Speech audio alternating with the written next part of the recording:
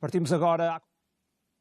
Fernando Freire de Sousa, é Presidente da Comissão de Coordenação e Desenvolvimento Regional do Norte. Muito boa noite, obrigado por estar connosco no Jornal Diário. António Costa respondeu com dureza às críticas do Ministro das Finanças holandês dirigidas à Espanha, entendeu essas palavras como um ataque aos países do Sul e disse que o projeto europeu pode estar em causa se não houver uma resposta solidária por parte da União perante os países mais fustigados por esta crise. Concorda com essa visão do Primeiro-Ministro? Entende que esta crise pode ser um ponto fraturante para o projeto europeu? Concordo em absoluto. Antes de mais, muito boa noite. Espero que estejam todos bem. Queria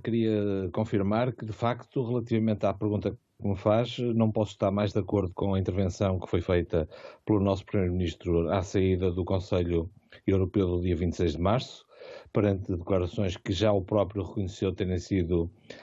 infelizes. Enfim, ele usou a palavra de pouca compaixão por parte do Ministro das Finanças holandês.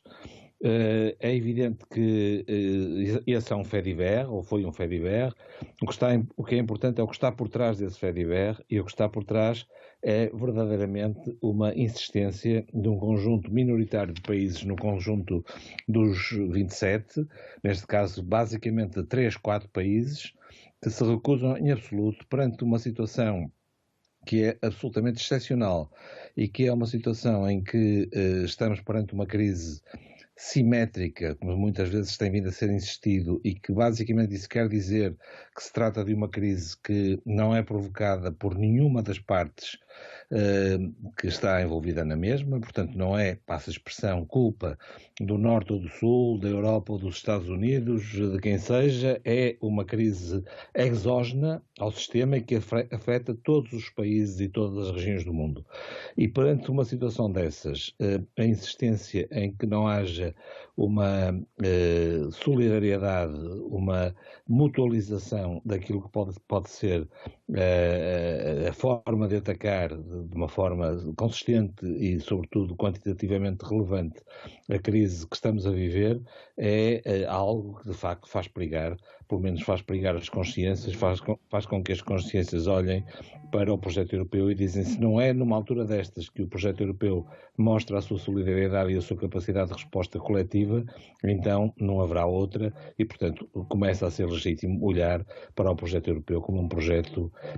que caminha para a sua própria autodestruição. Claro. Países como a Alemanha e a Holanda, secundados pela Áustria e pela Finlândia, enfim, países com uma tradição do ponto de vista económico ou financeiro mais austera, já se manifestaram contra a emissão dos chamados Corona Bonds. Para já, a resposta de Merkel é a ativação do mecanismo europeu de estabilidade. Qual é, do seu ponto de vista, o melhor caminho a seguir para se resolver este imbróglio? Bom, o meu ponto de vista nesta matéria interessa pouco, porque a minha capacidade de resposta, como aliás a do próprio país, digamos, não é a capacidade de influência não é importante. Mas entende que a emissão dos Corona Bonds seria a solução mais efetiva? É evidente que um mecanismo de mutualização da dívida, chame-se-lhe Corona Bonds ou Bonds de Solidariedade ou Eurobonds com qualquer tipo de nome, mas alguma coisa que reportasse ou que referenciasse uma intervenção escalada europeia de parte inteira completa, seria absolutamente a resposta necessária, a resposta eficaz, como aliás tem vindo a ser dito por vários agentes políticos de toda a Europa, o nosso Primeiro-Ministro também, mas o Primeiro-Ministro espanhol, o Primeiro-Ministro italiano, que tem sido insistente, muito insistente e uma surpresa muito agradável neste concerto europeu, e vários outros, e portanto nessa matéria essa seria a resposta eficaz. Evidentemente que na ausência de uma resposta totalmente eficaz, de um plano A que fosse verdadeiramente aquele que um projeto europeu de parte inteira e completo e verdadeiramente estruturado deveria dar resposta, não indo por esse caminho, evidentemente que a resposta que se está a procurar encontrar, e que são respostas, digamos assim, mitigadoras, todas elas passam por dívida em quantidade muito significativa para os países. São respostas que têm o seu interesse, têm a sua importância. Naturalmente que estamos a participar agora hoje no âmbito do Eurogrupo com o Ministro das Finanças e no no âmbito das outras instâncias europeias estamos a participar em todas elas no sentido de procurar encontrar formas de definir com a maior eficácia e rapidez possível mecanismos de resposta à situação que se vive. Eles passam pelo Banco Europeu de Investimentos, eles passam pelo mecanismo europeu, pelo chamado mecanismo de estabilidade europeu, mecanismo europeu de estabilidade, eles passam pela própria Comissão Europeia e dentro da Comissão Europeia por um mecanismo que agora se chama o mecanismo SURE, e que ainda não está, SURE no sentido de seguro, e que ainda não está totalmente definido, mas que é um mecanismo de resseguro de desemprego, ou passam naturalmente também por uma reprogramação dos fundos comunitários existentes e por e um repensar e um reafetar e um rearranjo e até talvez um aumento daquilo que possa ser o próximo quadro financeiro, das próximas perspectivas financeiras para o período 21-27. Tudo isso são aspectos importantes, pontualmente importantes, que terão significado para todos e cada um dos países mais atingidos, mas não correspondem a uma intervenção escalada e que esteja à altura daquela que é a ambição do projeto europeu, ou que é proclamadamente a ambição do projeto europeu e que sempre na hora da verdade tem vindo a falhar. Que margem é que ainda existe no atual quadro comunitário para minimizar os efeitos socioeconómicos desta pandemia? No atual quadro comunitário, enfim, não me cabe a mim dizer, na medida em que eu conheço razoavelmente o quadro em geral, mas tenho responsabilidades mais ao nível do Programa do Norte, mas genericamente eu diria que há uma margem para fazer intervenções de conjuntura que podem ter eficácia aproveitando algumas das flexibilidades que foram abertas pela Comissão Europeia, particularmente flexibilidades de transferência de fundos, de novas elegibilidades, de transferência de fundos entre regiões e entre prioridades de investimento e, portanto, há alguma margem para que, sobretudo em duas dimensões, que são a dimensão, por um lado, da saúde no curto prazo, portanto, dos equipamentos de saúde, dos equipamentos que têm vindo a falar-se, que são crescentemente necessários e que é preciso ir encontrando formas de eles serem comprados e financiados. Portanto, nesse âmbito e no âmbito também de iniciativas na área do emprego,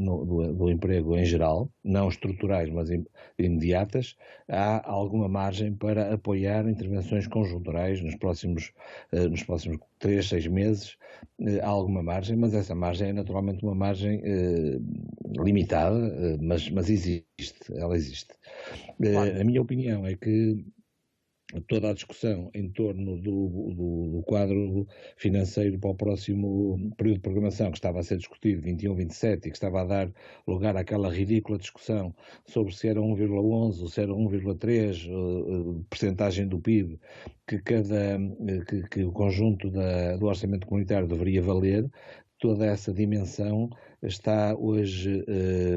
digamos, de alguma maneira fora de questão. Portanto, as prioridades do próximo quadro comunitário também terão de ser alteradas? Eu acho que elas irão ser alteradas. Provavelmente o próprio quadro irá ser aumentado e iremos ter um aumento do valor do orçamento comunitário para afetar ao orçamento comunitário alguns aspectos associados ao relançamento da União Europeia, todos eles tímidos, na minha opinião, mesmo assim, mas serão importantes. A França fala, por exemplo, de um quadro comunitário na ordem dos 3% do produto europeu, quando estávamos a falar na proposta da Comissão um valor de 1,11, portanto tem algum significado naturalmente, estamos a falar de qualquer coisa como 500 mil milhões de euros, mas em qualquer caso haverá alterações quantitativas provavelmente relevantes e haverá depois naturalmente algumas prioridades, porque essas prioridades que serão toda uma outra discussão, embora ela é interessante, toda uma outra discussão interna à Europa, que é saber por onde é que o relançamento se vai fazer e quais são as áreas prioritárias, quais são as dimensões prioritárias para um relançamento europeu que é fundamental que aconteça rapidamente. Muito bem, Fernando Freire de Sousa, Presidente da CCDR Norte, muito obrigado por ter estado no Jornal Diário e por nos ter deixado a sua perspectiva sobre a forma como se deve ultrapassar esta pandemia. Obrigado. Obrigado.